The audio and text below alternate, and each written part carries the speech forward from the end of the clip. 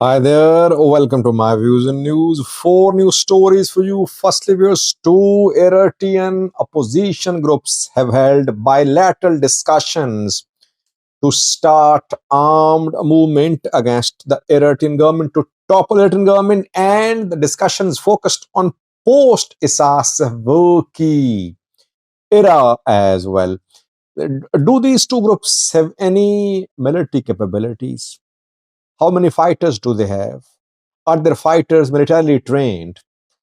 Secondly, viewers, a doctor, a highly qualified doctor, has been shot dead in the Amhara region.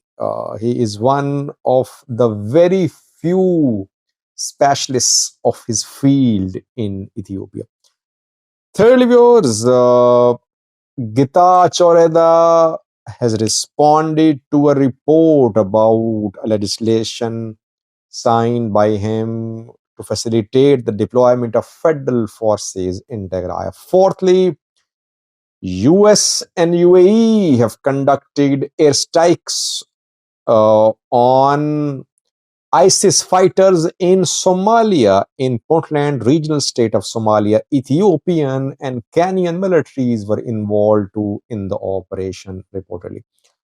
Let's start, viewers. Firstly, it seems that fight against the preparations for fight against Isas Afwerki Eritrean government have begun. We heard around a week ago by Brigade Nihamedo when its people met in Addis Ababa to launch an armed struggle to topple Eritrean government. But that was not just an announcement. After that, two Eritrean opposition groups held bilateral discussions, and they discussed ways about how to topple Issasavi government and how will be post Issasavi era, how will it be like. The two groups are Brigade Nihamedo and Eritrean Afar National Congress. EANC participated in Brigade Nihamedo's conference in Addis Ababa. After that, the two groups held discussions in Samra Afar. Samra is Afar regional capital, and in Samra there is an office of Eritrean Afar National Congress, which is an Eritrean opposition group. This group opened the office a few months ago in Afar region of Ethiopia. At the office, Brigade Hamido group, led by Bine Gebrigzaber, former Bright Future movement leader, and ENC leader, discussions were held. And the two sides discussed about how to remove Sasawe government. A question of yours is, why wasn't Rasado part of this discussion? Rasado is another armed Eritrean opposition group based in Ethiopia, operating in Ethiopia for years. It was during EPRDF era that Rasado was formed. And Rasado is the most armed and trained Eritrean opposition organization. Why is that it is not part of the alliance? Does it not want to be part of the alliance, or it is being deliberately kept out of the alliance?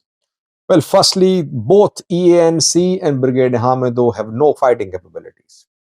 They have no weapons. They can raise funds from abroad because Brigade Hamido has support in Europe, in North America. They can raise money, but how will they procure weapons? So basically, it is Ethiopia which is behind these two groups, which are not armed groups. ENC has been operating mostly in North America, BN in Europe. Now they are being invited to come to Ethiopia, where Ethiopian military, Ethiopian government are going to train them, going to arm them, and going to launch them against Eritrean government. This is what reality is, whether people like it or not. But this is what reality is, that basically Ethiopia is preparing these two groups to fight. They have no experience. They might have undergone military training in Eritrea at Sava, but they don't have any experience of fighting wars. Most of them. Firstly. Secondly, I think Rasado is being deliberately kept out of this alliance. Why? Because government, I think Ethiopian government would like a multi-pronged strategy against Eritrean government. It does not want to put all the eggs in one basket.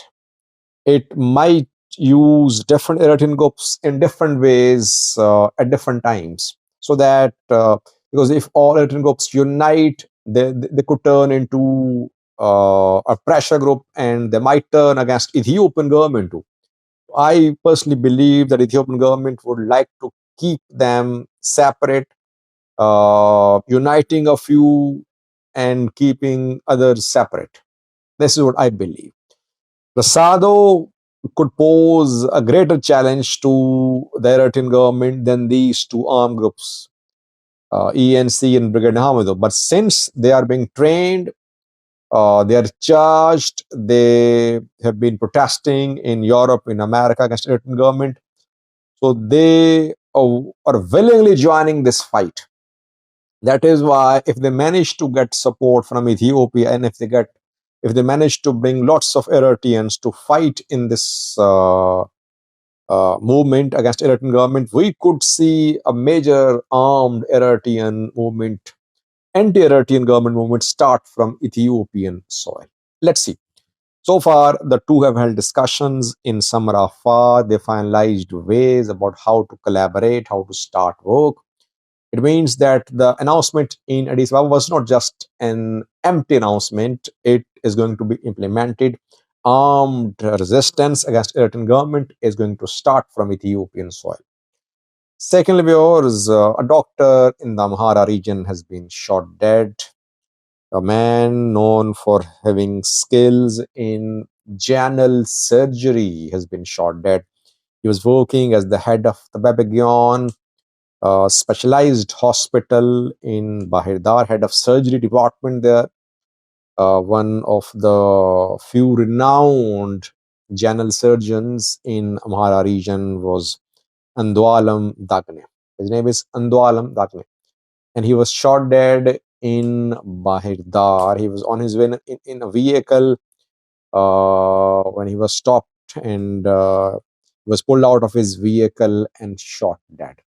Mano fighters accusing the government. Government people say that they're conducting investigation. We don't know who killed this man. That's definitely a loss because he was a specialized doctor with skills. Maybe after some time, we'll be able to tell you the details about what is behind Andwalam's killing in Bahidar. Thirdly, words, Getachew Reda has rejected a report that he has signed a legislation to invite federal forces to Tigray. There's a video on that yesterday. Some other sources also made videos. They wrote articles on this new story. I said that Getachew had signed a regulation which would enable him to invite, to call federal forces to support him when they are needed. Getachew personally responded to it yesterday and he said that no such regulation, such legislation has been initiated and nothing has been done by the government to invite, to deploy federal forces in Tigray. So this is what his official position is. But will he rule out? Will he say that no matter what happens, we won't invite federal forces to Tigray? Will he say that? If he says that no matter what happens, we'll solve this issue internally, we won't invite federal forces to Tigray, everything will be solved. It means that he is not in support of seeking military support of federal government, but he won't say that. He's only denying having initiated a legislation to call federal forces to Tigray. but he's not ruling out the possibility of deployment of federal forces to Tigray. Thirdly, lastly, airstrikes have been conducted in Puntland, regional state of Somalia. Some high-level ISIS leaders have been killed. Two countries conducted airstrikes in Puntland. Somalia's federal government have no role in this operation against ISIS fighters in Al-Misqad mountains in Puntland. Puntland launched this operation more than a month ago. And during this operation, some Ethiopia-born fighters were also detained by Puntland forces, and that was followed by attacks on Ethiopians in Puntland. Puntland says that it has recorded progress and successes in the fight against ISIS fighters in Al-Misqad. In Al-Misqad mountains, reportedly huge reserves of metals and minerals have been discovered too.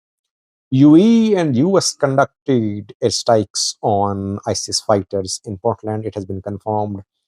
US President Donald Trump issued a statement a few hours ago saying that senior high-level ISIS fighters have been killed in an airstrike conducted by Americans. He's taking credit for what happened in Al-Misqad, though Puntland forces have been in operation for almost a month. And he accused the Biden government, the predecessor to Trump, that Biden could not make decisions at right time, and he made the decision at right time. And these ISIS fighters, high-level ISIS commanders, have been killed in this strike. Hassan Sheikh government issued a statement praising U.S. role in the fight against extremists in Somalia. Hassan Sheikh is hoping that U.S. will continue supporting Somalia militarily in the fight against ISIS and Al-Shabaab, and that US won't withdraw its military from Somalia. At the same time, Hassan Sheikh is worried about US position about Somaliland, because it has been said that some Republicans support the independence of Somaliland as a country. He gave an interview to Washington Post 2 days ago saying that holding of election by a state should not be a basis for recognizing it as a country. So he's trying to be on good terms with Trump. Let's see what Trump will do. Puntland government thanked Kenya and Ethiopia too, that these two countries are also involved in the fight against ISIS fighters in Al-Misqad mountains. US used fighter jets to conduct strikes on ISIS fighters in Al-Misqad.